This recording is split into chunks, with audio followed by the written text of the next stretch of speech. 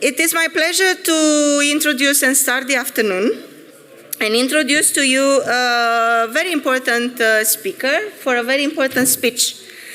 I would like to introduce Clement Gerthoffert.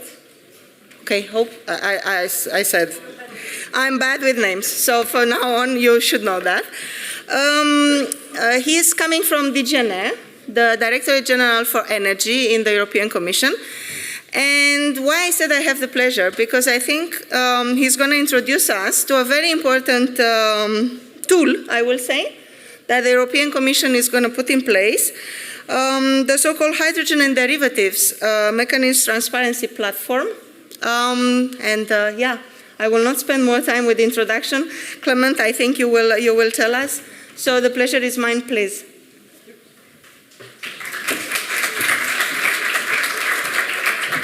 Good afternoon, everyone. Thank you, Milena, for the nice word and the invitation. Indeed, I will have the pleasure this afternoon to present to you the mechanism to support the market development of hydrogen, or hydrogen mechanism in short, which is a new initiative that the European Commission is developing based on a mandate we received from the Parliament and the Council in the gas package to support market development through increased market transparency and market visibility.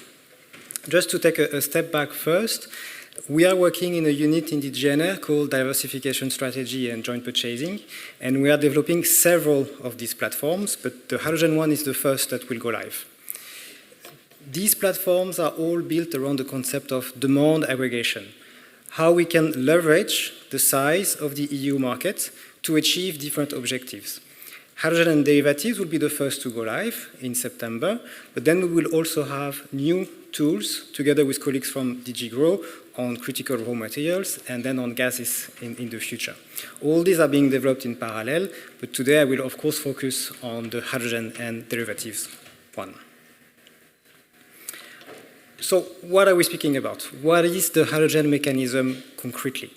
It is a market-based online platform meant to empower European companies. We are talking about an IT solution that is driven with three main objectives: connection, supporting infrastructure, and supporting financing. The connection one is that we will provide a place to connect long-term demand and supply of hydrogen, having always in mind, of course, that we are here speaking about future volumes which will be produced in the future. That's what we call the call for interest. It's open to all sectors, including maritime and aviation, and I will spend a bit more time on this one in a few minutes. We will also support infrastructure, because since we will collect information about demand and supply, this will be useful for infrastructure developers if they want to have market-tested feedback about potential assets that they want to develop. And finally, we will also provide a place for financial institutions to come onto the platform, to display their product, and to, by doing this, gain access to the pipeline of matched counterparties that we will create. Now, who can participate? We have one main constraint. The off-takers that want to participate have to be based in the EU. That's the main constraint. On the supply side, we are welcoming all producers, European and non-European alike, with one exception, Russia and Belarus. There is an ongoing assessment, and the Commission will decide before launch if we exclude these suppliers. In terms of product, off-takers and suppliers will be able to place demand requests and supply offers for hydrogen, but not only. We will also provide the possibility to place these offers for ammonia, methanol, and eSAF, always for renewable or low carbon. And on this, we will, of course, stick to the European Commission definition, the one for AF and BO that is already live, and on low carbon, the one that is expected in the next few weeks now. A few words on the timing.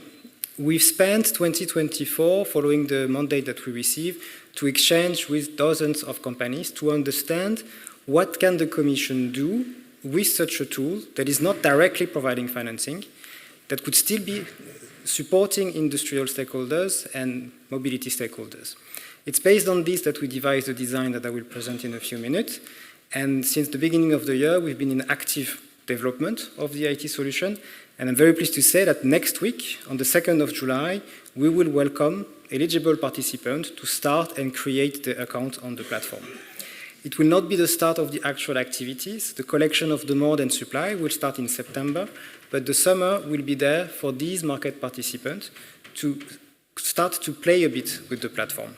And in this respect, I also wanted to flag to you that there is a longer event that we are organizing next week that will be opened by our Commissioner, Dan Jorgensen, the Commissioner for Housing and Energy, where we will really provide more insight onto the policy perspective of this new initiative and make a very concrete step-by-step tutorial, which will be done by us, not by the Commissioner, about how to register, how to create an account and what you can expect with this. So feel free to flash the QR code. I will also display it at the end of the presentation to reply to the EU survey, and you will receive the connection details by the end of the week. Oops, once again, perfect. Now, I will dive a bit deeper into the specifics of how we will operate this new initiative, what it will do concretely, and what you could expect, or what your stakeholders could expect if they create an account and are approved for participation. A key concept is the concept of rounds. The hydrogen mechanism will organize various rounds, 4 rounds per year, to achieve various objectives. In September, we will most likely start with the call for supply interest, meaning any European off-taker that created an account before the opening of the round will be able to create a demand request that will then be published for any supplier to see and interact with. The call for demand interest, which we will likely do as a second round, will be the exact opposite. Any supplier registered on the platform will be able to advertise the volume that they have for the European off-takers to express an interest.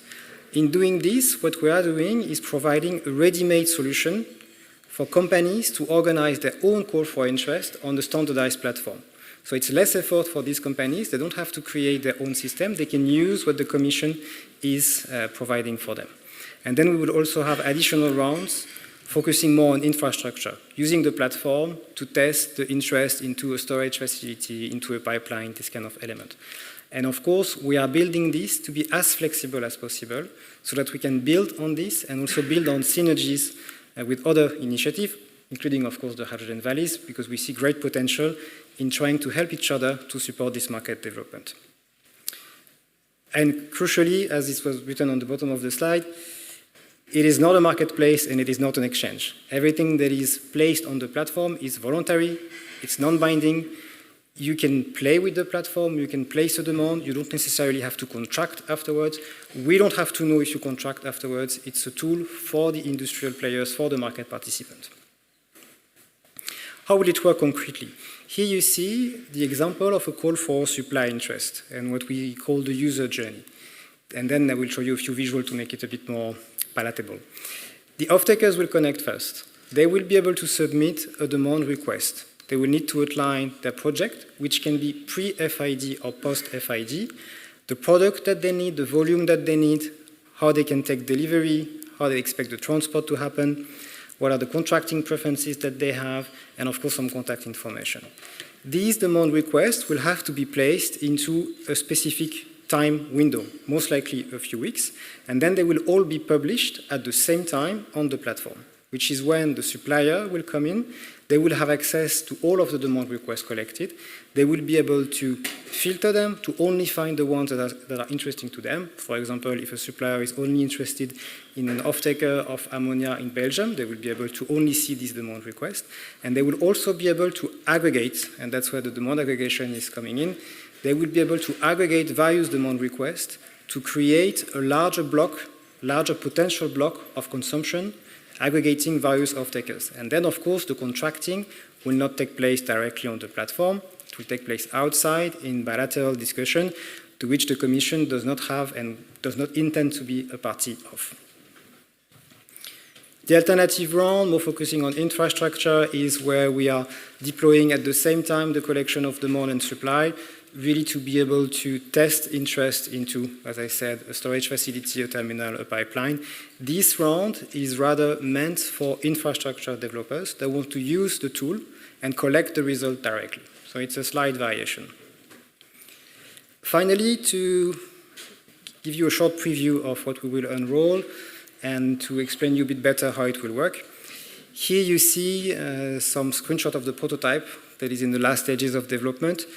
It will be part of a broader EU energy and raw materials platform. This will be already available in June. That's the public part of the website. And in June, what participants will be able to do is to create, in July, what they will be able to do is to create the account.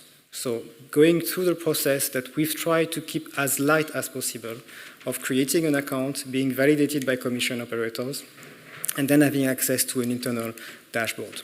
That's something that will be open for the entire duration of the platform, but we invite participants to do it as soon as possible.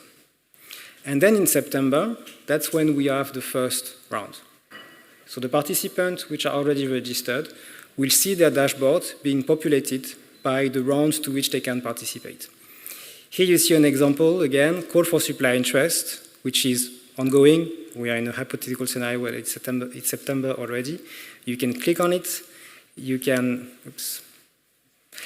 see more detail about the round specifications that the Commission is organizing.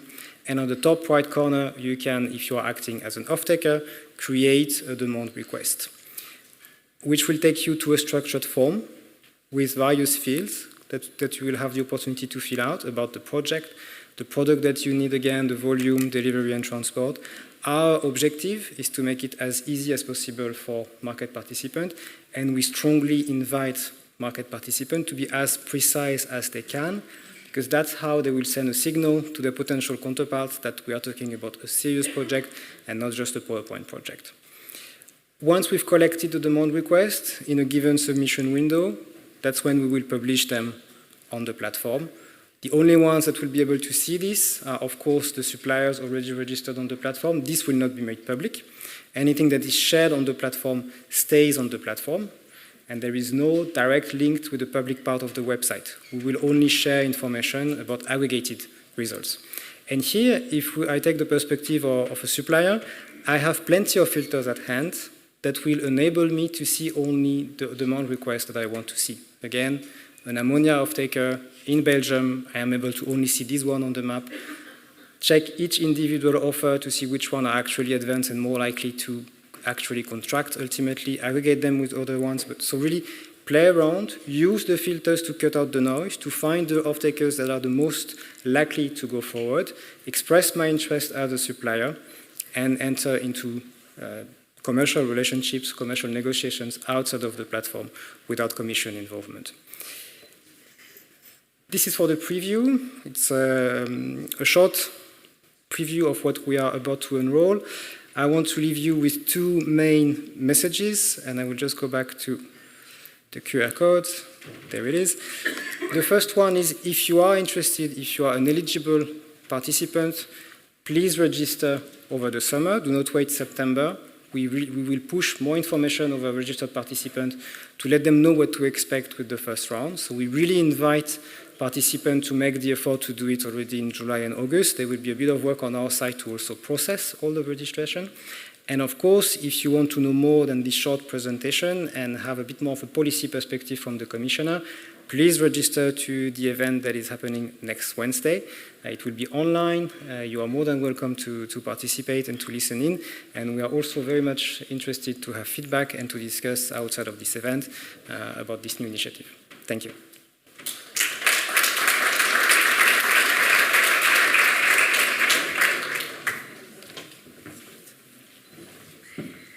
Thank you very much, Clement, for this preview. I will call it really appreciated. For sure, it's extremely important for our valleys. And again, to how can I say, recall your message. 2nd of July, you see it. There's a dedicated event for that where you can put questions and you get all the details. Thank you very much, Clement. I think we put this introduction, and again, we appreciate very much the European Commission offering this to us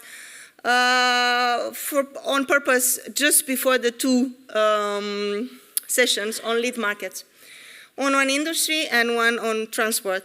And it is my pleasure now to give the floor to Mr. Tudor Constantinescu. Tudor? Yeah. Sorry. And he will moderate the first session on lead markets on industry. Tudor, my pleasure. Principal advisor in DG ENER.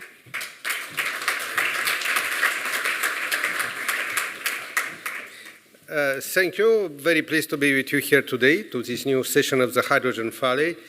We are very happy to see that the Valley is a concept which we launched with the joint undertaking a couple of years ago. It's really developing and getting more and more interest and more applications.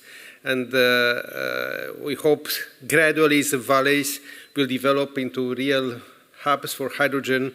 Some of them will get interconnected and will help developing an EU hydrogen market as well and contribute overall also at the global level where we have started to spread good practices through the Mission Innovation, the Clean Energy Ministerial initiatives that we have and where we cooperate also with the joint undertaking.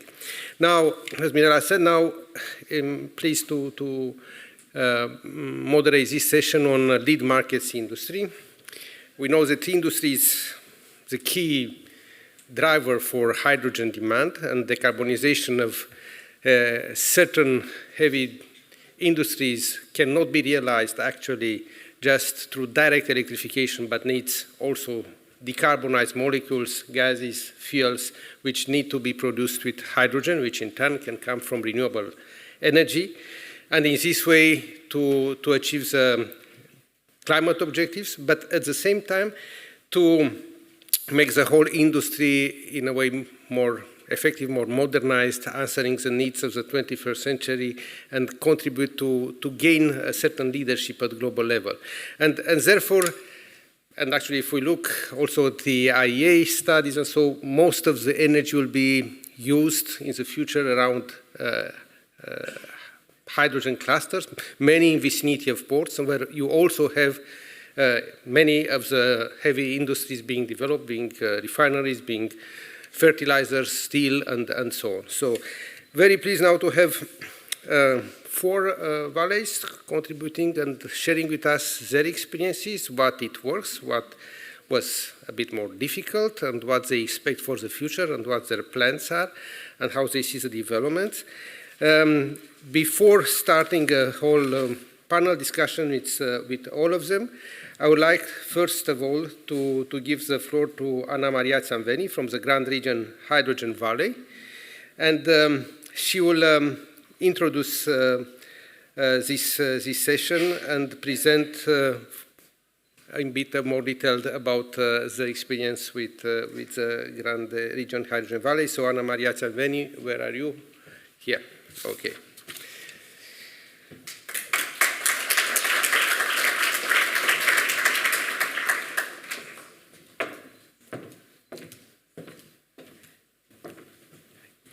You want to stay here or to... As it's suitable, I don't know. Yes? Good afternoon, everybody. I'm a little bit nervous and very honored to have taken the floor in front of you and to speak about Grand Region Hydrogen. You saw my name. I'm an energy passionate, and since 2017, I'm a hydrogen passionate. So I have the chance to be involved into hydrogen valleys, one who I have the pleasure to present you today. So I suppose this is the remote. Yeah, oh, too quick? Too quick. So, yes, sorry. Yeah, so Grand Region Hydrogen is one hydrogen valley that I'm administrating on a daily business. It's a huge complexity, it's a cross-border valley, but moreover, it's also grouped in a legal form, a European economic interest grouping, an ecosystem, which has an impact from the German border with Luxembourg, Saarland, Rhénanie-Palatinat, Luxembourg, and the Grand Est in France. So that's the geographical scope, with also the purpose of building a hydrogen ecosystem on the entire value chain. And you will see more details in all that.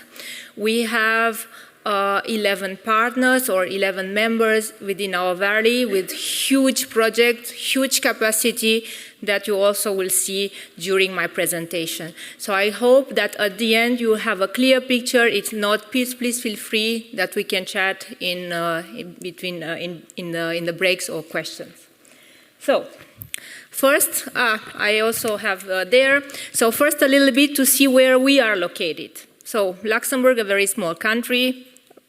Yeah, and also I mentioned about this cross-border impact of our valley.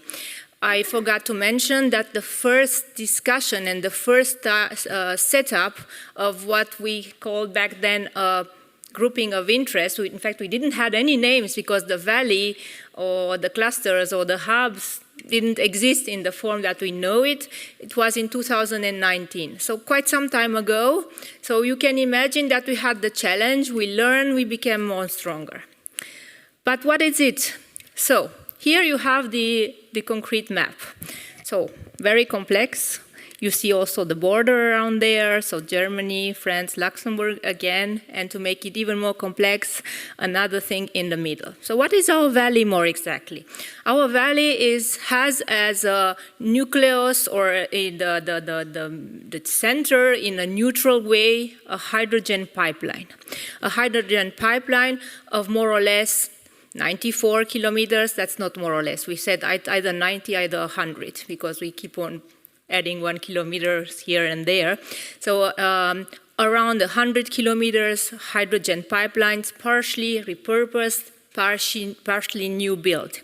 We had the chance in this part of the Europe to have discovered back then in 2019 an ecosystem which was favorable and worked in our advantage to be able to build this hydrogen valley in the exact location that we have now. So what we have, you saw the pipeline, I think it's somewhere in turquoise, and around there you had our partners that I will mention also afterwards from the entire value chain, as I mentioned. So we have hydrogen producers, partially in France, partly in Germany, and you have off-takers. One of the biggest off-takers is the steel industry in Saarland, which has a huge capacity, and the project was awarded 4.8 billion euros, and it's 4.6. Quite different, yeah, and still they are struggling, continuing. So financing a problem for all of us. And you see there hydrogen stations, power to gas units, one of our partner, industrial consumptions, hydrogen to power, and all of the logo of all the partners. You see even ceramics, Villeroy and Bosch. Maybe you heard of them. So a huge variety of off-takers around us. And I have the pleasure, and we are honored to be also a hydrogen certified valley. That's why I am allowed to put the logo there. And we are in this valley game and family that was mentioned by Mirela yesterday and also by Valerie since the beginning and pushing to develop further. So that's a little bit our complexity. What we did, and we said a pioneer. Now, okay, 2019, you can imagine we didn't have neither the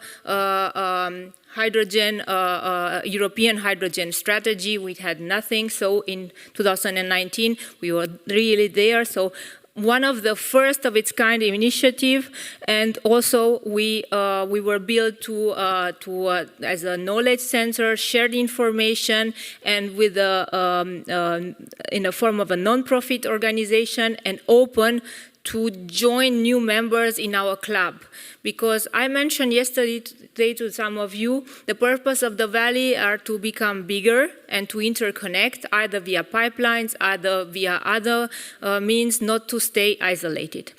I put there nucleus of energy transformation. So we have the neutral pipeline in the middle that allows us to put together or interlinked hydrogen production, so electrolyzer with industrial consumptions and also contributing to the decarbonization of the economy.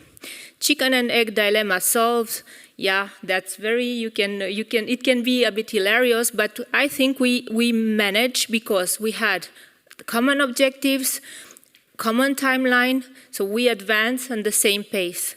So if the off-taker changed the plan, it impacts everybody, but this is life, that's the game. We go alone on the same pace, considering that the pipeline has a deployment of 6 to 7, 8 years, so it's much bigger, but still we are advanced based on a safe timeline. What we have also, we had the possibility to have been awarded several funding mechanisms. So some of the projects are in the game of IPCI, so they receive state aid, so can go along because hydrogen is expensive, at least for the beginning. Now in our present, we have also a PCI project, so that will receive Connecting Europe Facility funds, and a lot of mechanisms that enter in the game that made us successful and a successful valley. So I think that's almost it. Here you can see our members along the hydrogen value chains with some logos there, but what I want you to see is hydrogen production, infrastructure, hydrogen users, and regional energy player, and SEVO, the group that I am representing. So that's a little bit what we are doing. That's a little bit our members. That's a little bit some of the things that we build. And I think I had maybe not so much time, but in the questions we can debate in more details what we did. With my thank you and looking forward for the interesting discussions.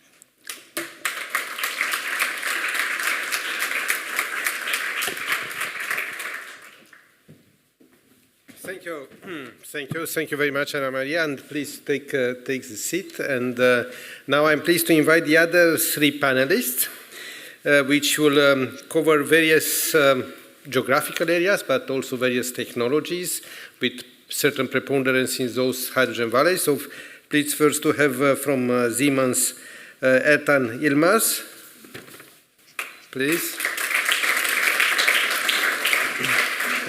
Then the project coordinator of the Hydrogen Valley from Austria, Margarita Matzer.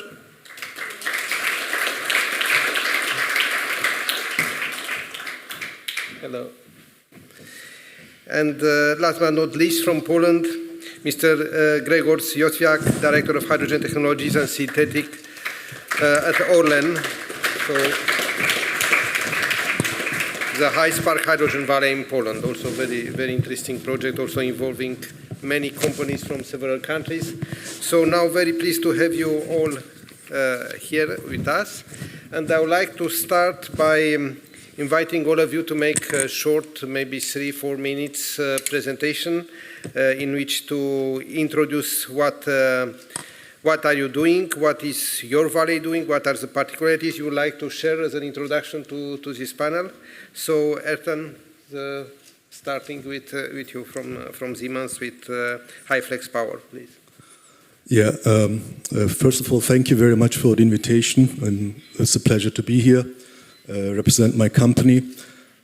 We are an OEM for power generation, Siemens Energy, and we are at the same time a technology leader in energy. About 1/6 of the global electricity production is based on Siemens Energy technology. At the same time, if you look at the data, global carbon emissions is above 35% from the energy industry. Having said that,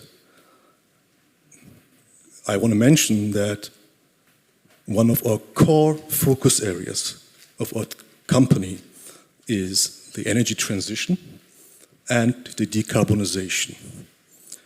With that, what we try to do is we want to support our customers and the industry to reach their decarbonization goals by developing and deploying renewable energy, such as wind turbines, hydrogen solutions, such as electrolyzers, hydrogen-ready gas turbines, hydrogen compressors, carbon capture technology as well, and also energy storage technologies.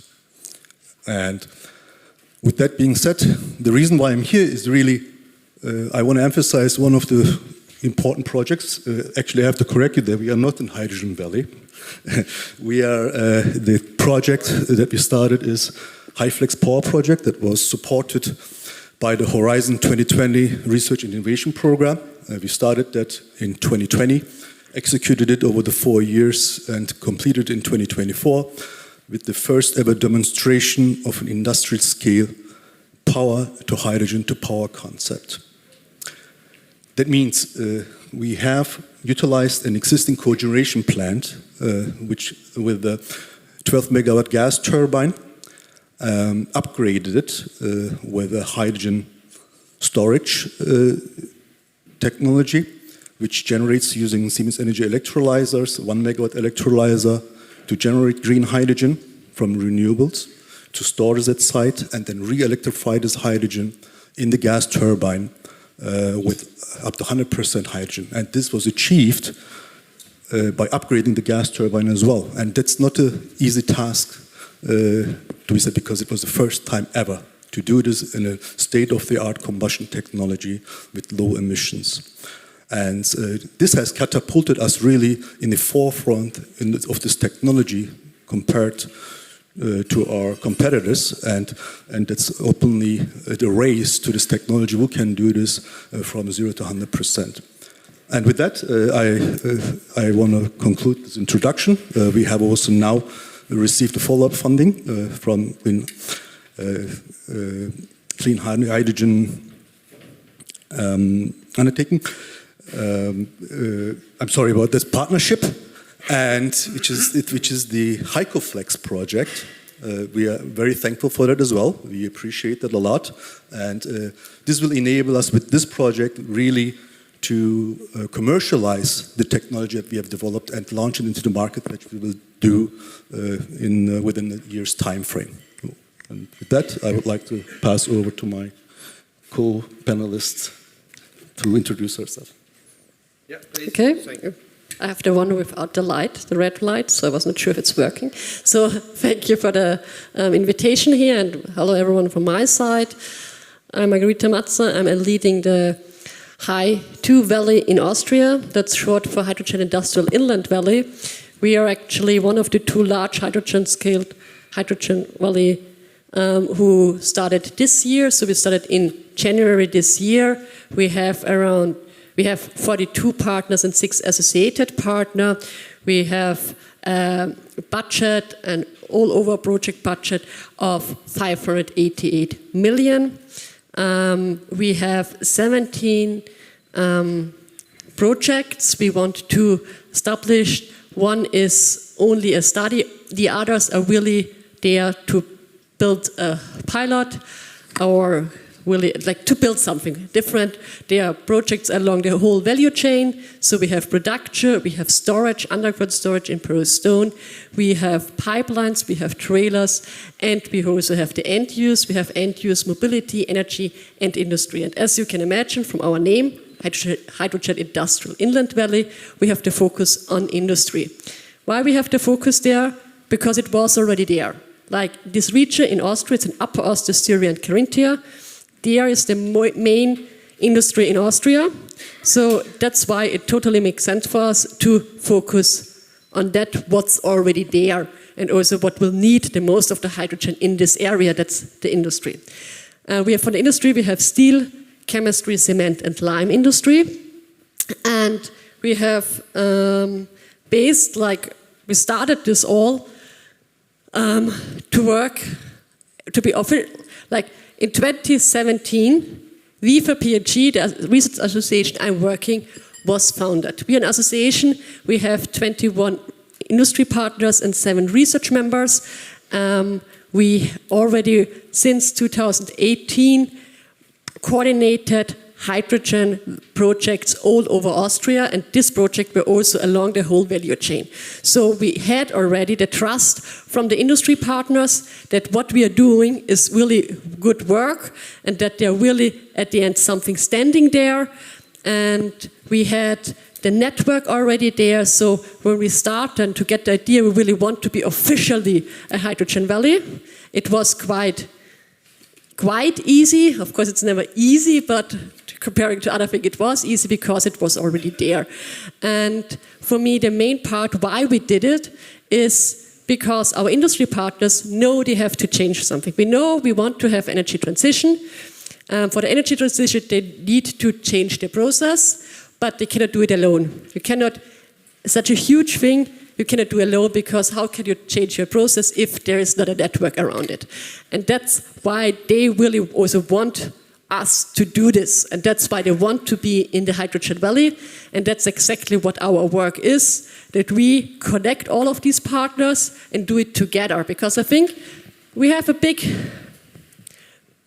thing we have to do together. We really want to make this change, and this we can only do together, and that's exactly what we are doing, and that's what all the partners in our valley do together. I think when we have a problem, we should not focus, or we have an issue, we should not focus on this, we should focus on the solution, and the Hydrogen Valley is one of the possible solutions. Thank you. Thank you. And now moving to Gregor. Okay, hello, good afternoon.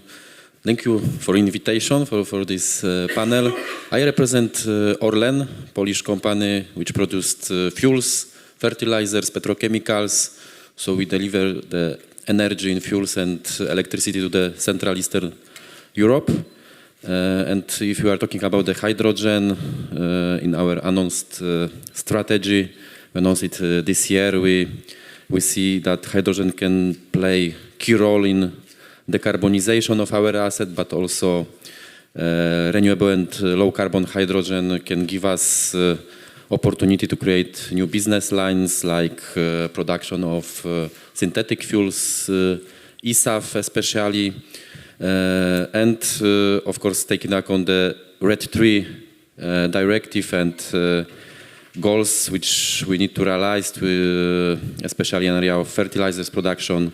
So this is for us a big challenge, and also we addressed it in our strategy. So potentially Orlen are going to use low and renewable hydrogen on the level of 350,000 tons till 235.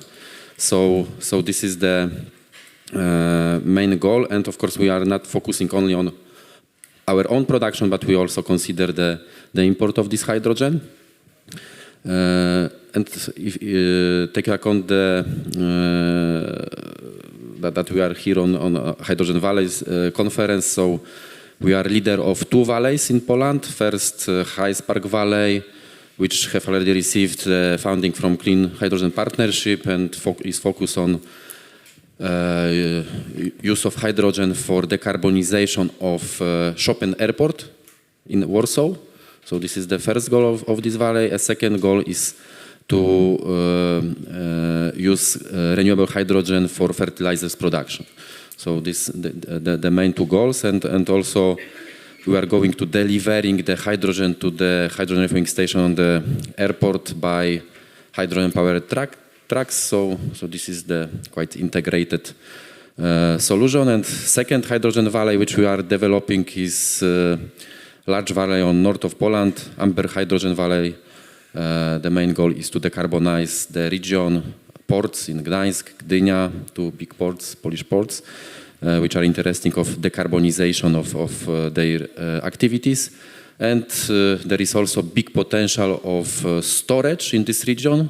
From geological point of view, we have already realized some research and first analysis, and we see that we have quite big potential for storage hydrogen in salt caverns. So this is the reason that we see that this is the very interesting place for implementation first projects and building the hydrogen valley in this region. Thank you very much. Thank you very much. All very interesting, and from what I hear from all of you, also very interesting in the context of the priorities we have now with the Commission in relation to the Clean Industrial Deal, also as the Net Zero Industry Act, the manufacturing, and also industrial dimension which comes now to reinforce the green energy transition and the climate objectives which stay in long-term constant, and with the commitment we have also with the 2030, but facilitating in a way that economic development and competitiveness goes hand in hand. And this is important also from the perspective of hydrogen as an energy carrier, but also the solution to integrate the higher shares of renewables we are going to have in the energy system.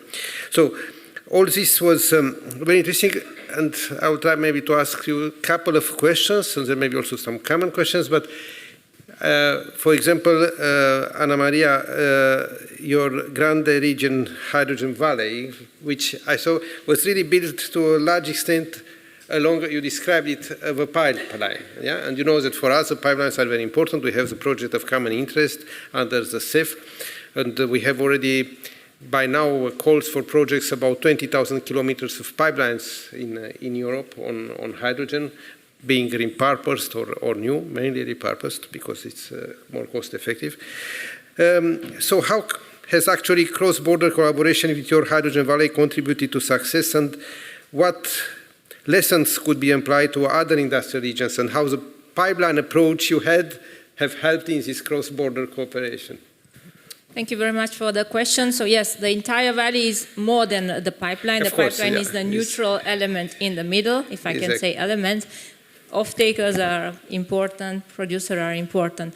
So first, the cross-border challenges, they were numerous, because in 2019, we didn't have regulations in place, so it's was no clear idea.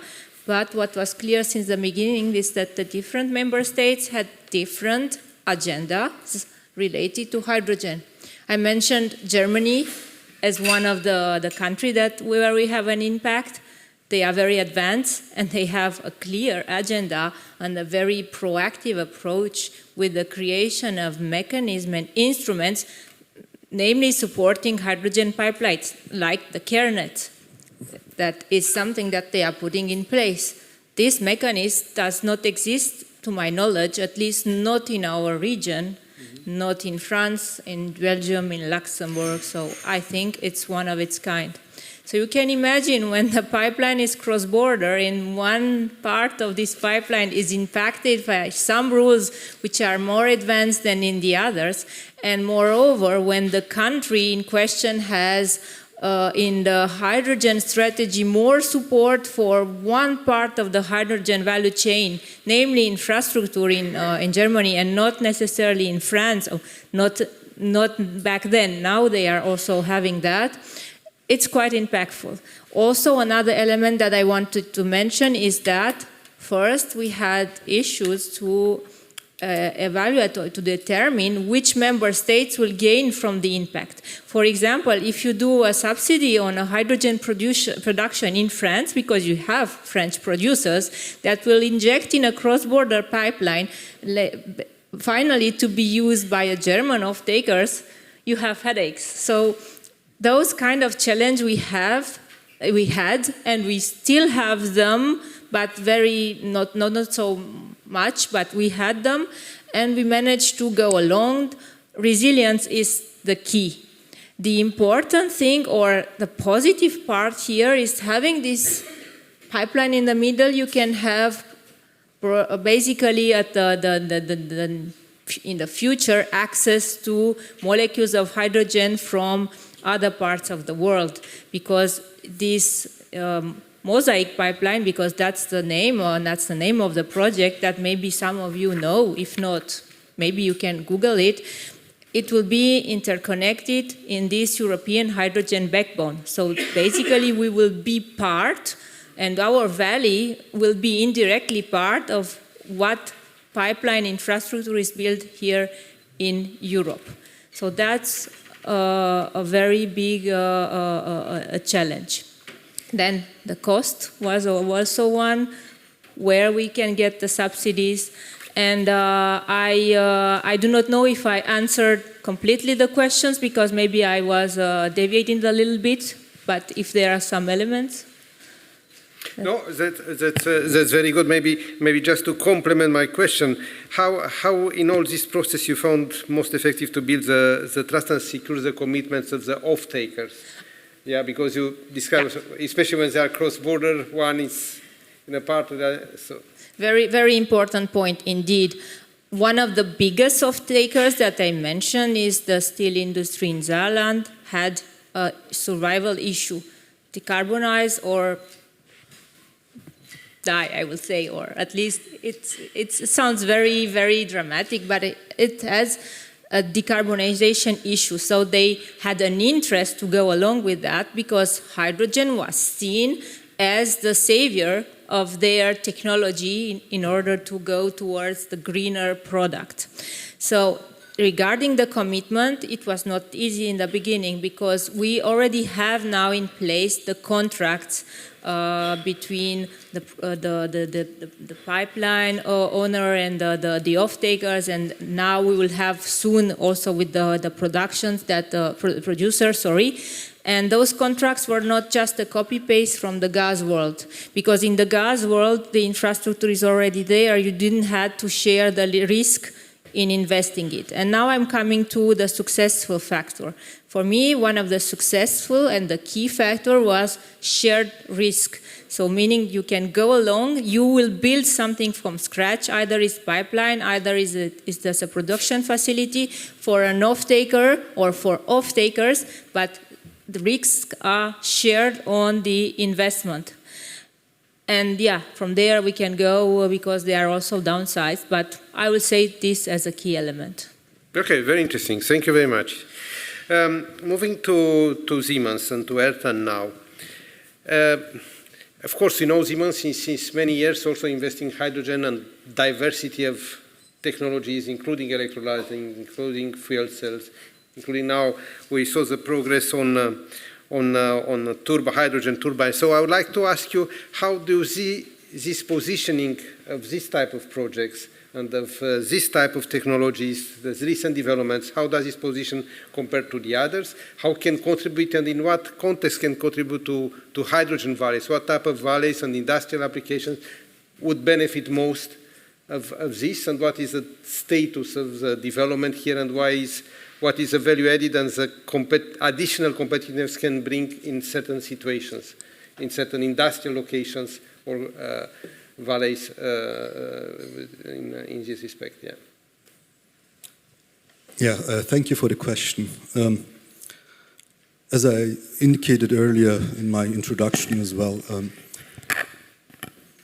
what is very critical or important to have success in these valleys is enabling the technology to achieve its goals, what it's there for.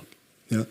If I look into, for example, PEM electrolyzer technology, we have started with hundreds of kilowatt output, went to 1 megawatt, and now our current model that we are selling for customers for purchase is 17.5 megawatt scale.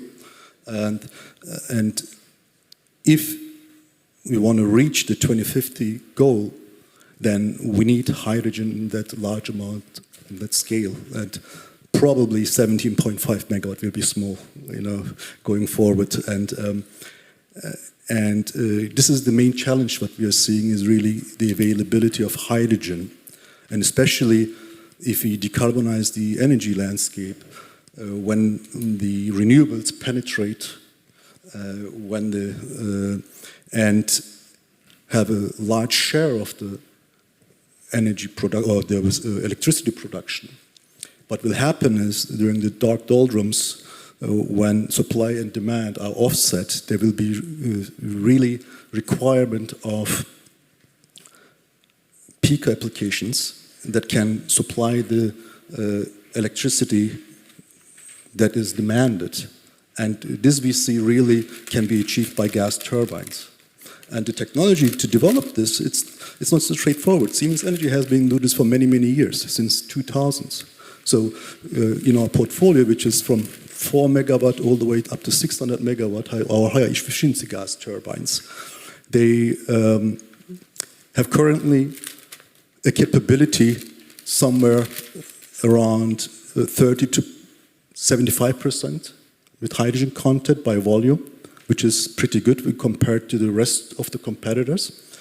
But still, this is 75% is not enough to really reach this 2050 goal.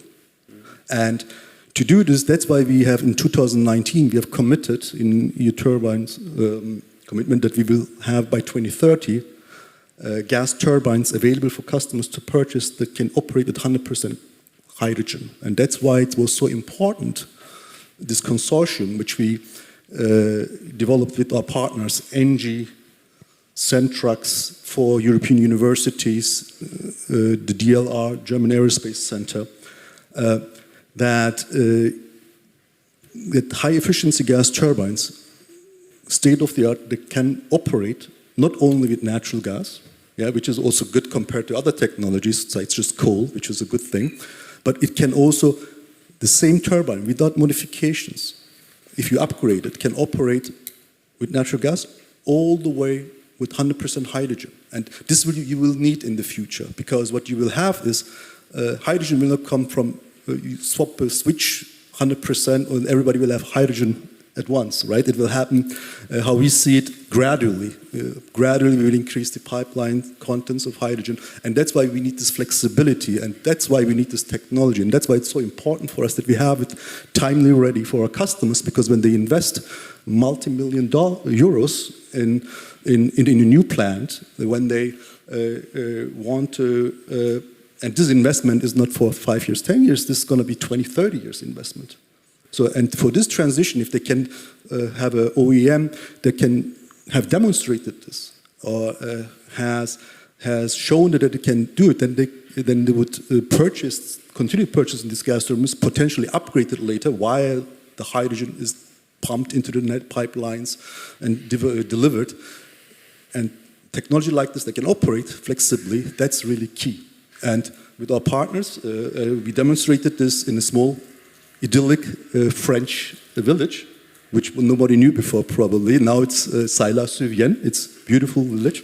And that not on paper, on PowerPoint slides, that we can also really do this using electrolyzer with our partners ENGIE at a recycled paper factory from Swift, the end customer, to convince them to make them have this happen. That was really a challenging job. And I think with this, we have shown not the industry, but everybody else, or Europe, that we can do this. And one comment to Konstantin, I think he had a statement that this was the first project that was successful, but I think we have this is the first project we started, and I think we are, our success rate is 100%, because I think there was a very successful project, High Flex Power. We have been also internally within Siemens Energy recognized for this. And also externally, we have won awards in Dubai by the Cogen for innovation. Cogen Europe has awarded us 2024 Technology and Innovation Award. We have been awarded for paper factories, and so on. And I think it's, at the end, what I'm trying to say is really the technology will be able to provide all this transition in energy and decarbonization. Okay. Did I answer it? Yeah, thank you. Thank you very much. And let me move now to Margherita, to Austria, and to the successful hydrogen valley there, because it's quite important, especially for industry. And now we see how challenging it's also for some member states to decide what type of instruments to use in the transposition of the RED III directive for industry, how much to be support, how much obligation, and so on. And you have some, in your valley, some good examples on how you reached a final investment decision. Can you share something on this? Because this would be something which may trigger other industries and facilitate also the task of governments in implementation. Happy to do so, because we started only half a year ago, and we already have for one of our projects, actually one of the biggest projects, the FID decision. That's the HIFOR-SMELT project. That's a project from First Alpine, Primetals, and K1 Met. And it's a demonstration plant where they, I have it exactly here, sorry, 1 second. So, they can, it's a new iron making process based on ultrafine or iron ores and hydrogen, and with this demonstration plant, they can have a capacity from 3 tons per hour to produce this iron ores. And with this pilot, they reach from TRL level 6 to TRL level 8. So it's what the only step what's then afterwards needed is really that they make it big to really be then to change everything to this part. So this is the last level they need to make it really a whole process out of it. And they, voestalpine is the biggest steel producer in Austria. And of course, the CO2 they produce by the same time is huge. So they know they have to change their process. And they already had several projects in advance. For example, Steel or High4 or Smelter. There were projects already co-funded by the Austrian government. And there have the several steps. And now the High4 Smelt compare 2 of the projects, the High4 and the Smelter together in really there on the area where the other produce the normal steel to see that it works together and the whole process is working. So for them that was a huge investment decision. They are part of the valley, but the money they get out of the valley will not at all help them for the really final investment decision, but it helped them to get the contact to the other partners and to really be safe in a safe environment in this way, to invest further. And then they got several fundings from the national fund, because in Austria we have the possibility to get funded quite well. So they have their fund and then the personal investment by themselves. Of course, it's more than half of the one they invest. Came to the conclusion that they will do it. And so around last month, they made the final investment decision. And yeah, what is maybe also important to say this way, for the pilot plant they built now, they have the hydrogen already. It was important for them to have the hydrogen, and they have a 6 megawatt electrolyzer based on their area that's coming from H2 Future. That's another for European Commission funded project years ago. That's running fine, and at the moment they're also getting the hydrogen from this plant. So based on something what we did already before in Austria, they have the security to have the hydrogen. They know they have to change to a neutral production, and that's why they came to the conclusion, okay, we want to make this final investment decision now for this pilot plant to see that the process is working so that in the future they can really change the whole system. Okay, thank you, very interesting. And I guess this maybe could serve as a model also for other industrial regions in Europe. And I guess you may be willing to share this, the whole story, the combination of projects, all the way to get there, and the combination of funding, no? Yes. I think it is really important for a valley to help others to connect and also to make replication, that it's really working together. I think you cannot expect a blueprint for every region. Like every region is different, so have a blueprint. It's working in Austria, so exactly the same way it has to happen to work in Poland, that won't work. That's totally different. But several parts of it can work, especially for the industry partners, where there is quite often the question where to start. And this can be shared, because they're like, okay, where should we start? We have to do it, but how do we do it? How can we share it? And this is a part where I think the industry partner can for sure help each other. We in our valley have replication partners from 5 different countries: Latvia, Poland, Hungary, Slovakia, and Romania. They are looking at several aspects we have in our valley, and they will look if they can replicate this part of them. But even further, beside our definitely wanted replication partners, we are happy for other partners to share information, to get knowledge exchange, because we can really learn quite a lot from each other. The funding situation is something that happens in every nation a little bit differently. So it's how we could do it in Austria, because we have the possibility for a lot of national fundings. We will, of course, at our valley also use some of the European fundings, further fundings, beside the Clean Hydrogen Partnership, that are taking funding, of course, but most of the further funding will then come from the national. Thank you. Very interesting. Now, let me move to Gregor's. And what you described was really very, very interesting, because you really cover everything: maritime, ports, airport, facilities, fertilizers. So it's really a very complex project. But a very complex project involving, I understand, about 17 companies from Poland, Germany, Italy, UK, Ireland, so plus universities, plus research institutes. So what can you share in terms of collaboration between all these stakeholders involved, and how to manage to put them together and to find a common ground for action between them?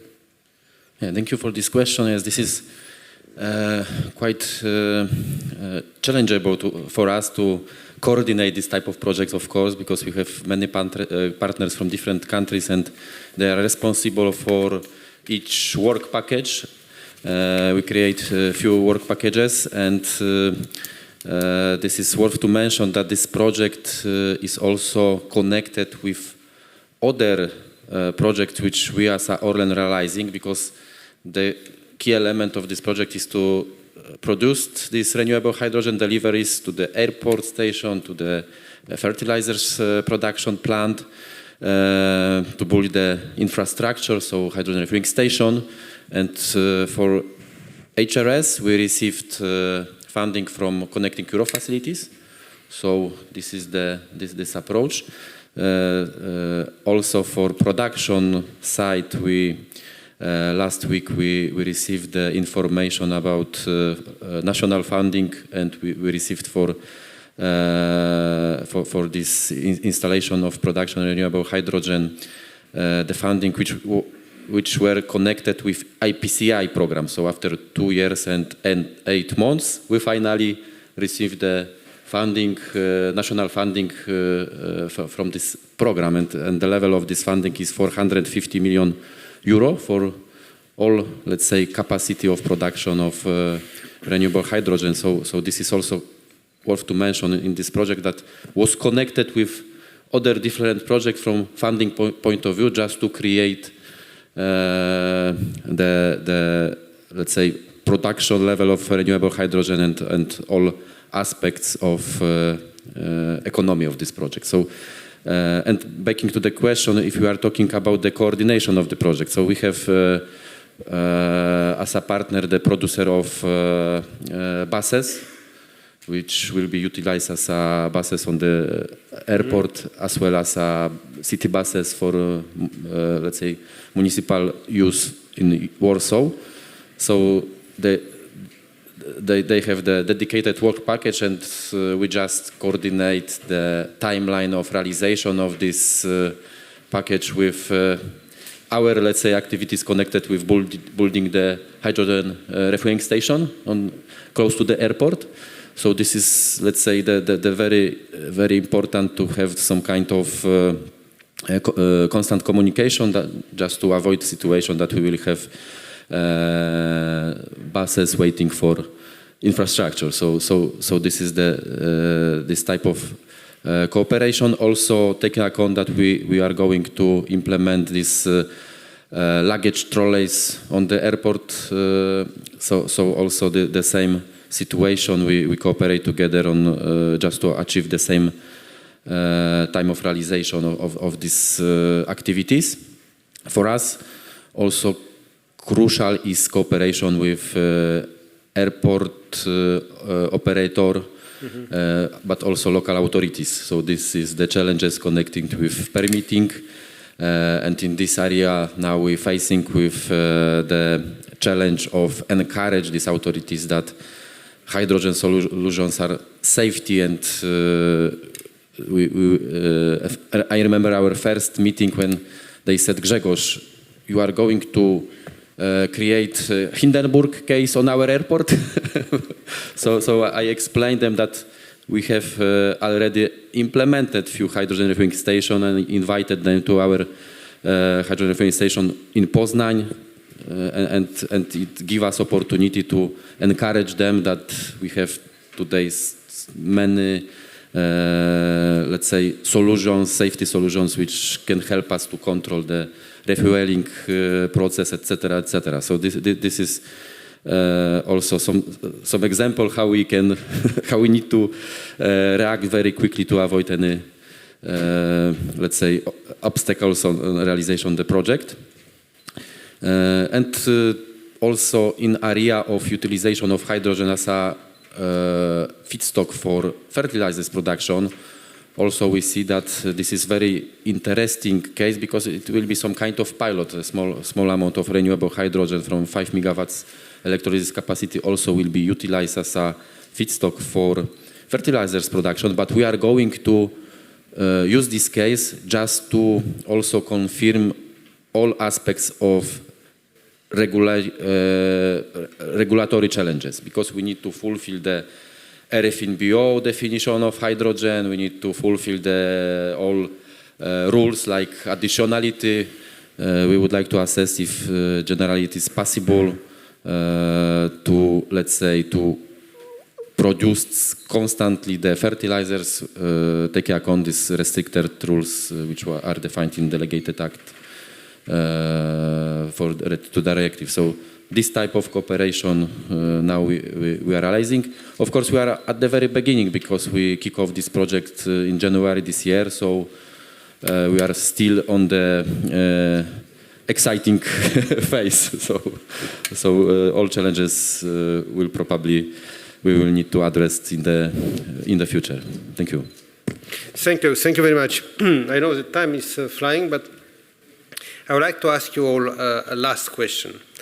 And in general, we hear all the time, and we know that there is an issue with the demand creation, and notably in industry, where we see, on the other hand, the biggest potential for hydrogen to contribute to decarbonization. But, and we know the requests we have for governments in terms of regulatory aspects, predictability, financing, support, and all these aspects.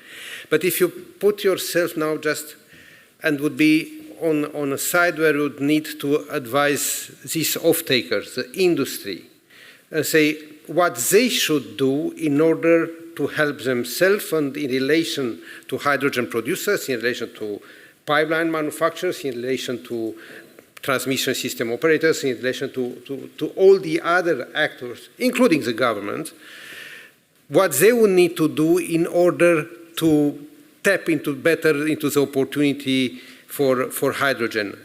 What would be your advice to the industries from this angle? So for all of you, just a quick reply if possible.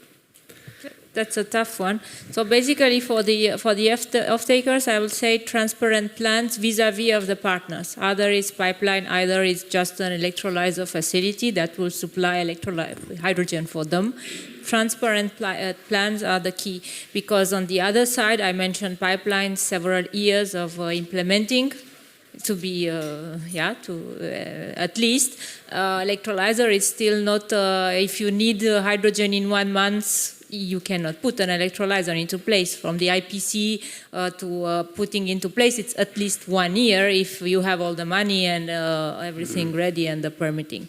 So transparent plans. Then I would say apply for subsidies because because it's expensive. Without subsidies, you cannot do it anymore. And last but not least, start yesterday, if I may say, because for the industry, it's a question of next steps. So you will have the cost one way or another. Either is with the ETS, either you decarbonize and you save there. So you will still, in this game of, you'd have to act. There is another possibility, you can delocalize, but this is something that we would not like in Europe to have, or others, but this, for me, it's one of the challenge. And yeah, you said short.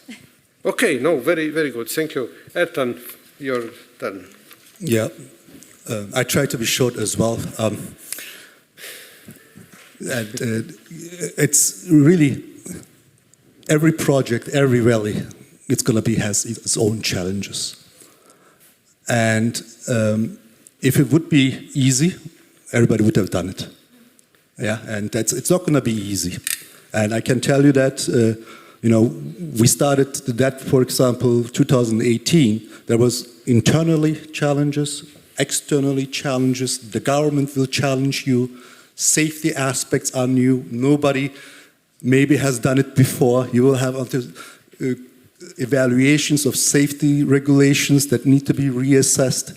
So you need to be really, really have a team that is ready to help each other to be successful. And that's what we have really achieved, because we had a common mission, common vision, and everybody was bought in. Everybody sacrificed something. Some people sacrificed a day of vacation, other things. Our testing was during the summer. They were on site. So what I'm trying to say, it's going to be, you need regulatory buy-in, government buy-in, partner buy-in, and it's going to be always something new. When we started 2019, there was no COVID. We didn't meet each other 2020 for 2 years. Our first face-to-face meeting was at site when we were testing, and then the war then started in Ukraine. Then, and all these challenges, you need to be prepared to rely on each other. Even though you're different partners, you need to act as one organism to really support each other when needed. And that's when you'll make it successful, I think. Thank you. I think 3 points. First of all, it is a risk, but it was ever a risk to invest in the future. So don't be scared of a risk. Of course, it shouldn't be too big of a risk, but some risk is there and will be there all the time when you invest in the future. But if you want to be there in the future, you have to take this risk.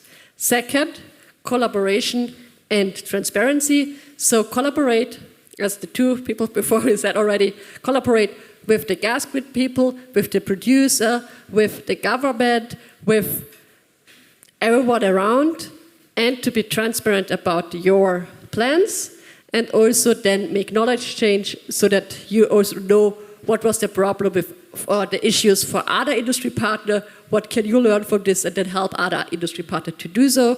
And the third one is, don't forget the public people. Because quite often in Austria we had the issue that someone wanted to change something coming from hydrogen, and that for hydrogen the public so far is okay. They never stop the project, but we know it from the past that if you don't have the people, the common people of an area included, this can also be a shortcut. So involve them from the beginning, don't forget about them. Thank you very much. Gregor? Okay, so I represent off-taker, so I can give advice myself. Yes. But of course, from our experience point of view, I can say that we have, I think, see 3 main challenges connected with let's say, use of hydrogen in our assets. First is connected with lack of infrastructure. So today there is lack of pipeline connection dedicated for hydrogen. So this is not easy to, let's say, to cooperate with producers of green hydrogen, because taking on the cost of production, it would be great if we will have the production of hydrogen close to the renewables, and then send the hydrogen to our assets, refinery assets or fertilizers production assets. But in this area, we cooperate strictly with transmission system operator in Poland, and we create dedicated pipeline infrastructure in Poland just to participate in the European hydrogen backbone and this type of initiative, which can help us in the future to send this hydrogen. Second challenge is connected with, of course, cost of production of renewable hydrogen.